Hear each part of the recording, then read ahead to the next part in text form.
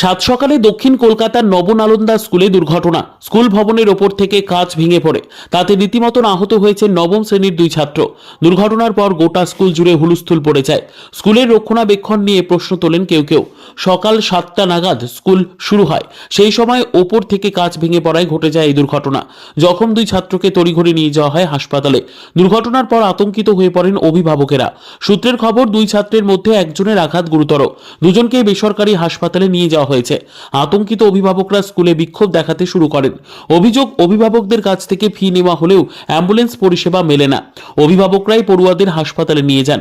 স্কুলের তরফে যোগাযোগ ও পরিকাঠামোর সমস্যাও রয়েছে বলে অভিযোগ করেন বিক্ষোভরত অভিভাবকরা। শুধু আজকের ঘটনাকে কেন্দ্র করেই নয়, এছাড়াও নানান বিষয়ে স্কুল কর্তৃপক্ষের বিরুদ্ধে গুচ্ছ গুচ্ছ অভিযোগ তুলেছেন পড়ুয়াদের মা বাবারা। অভিভাবকদের বিক্ষোভে উত্তেজনা ছড়ায় স্কুলে। পরিস্থিতি সামাল দিতে সেখানে যায় টালিগঞ্জ থানার পুলিশ।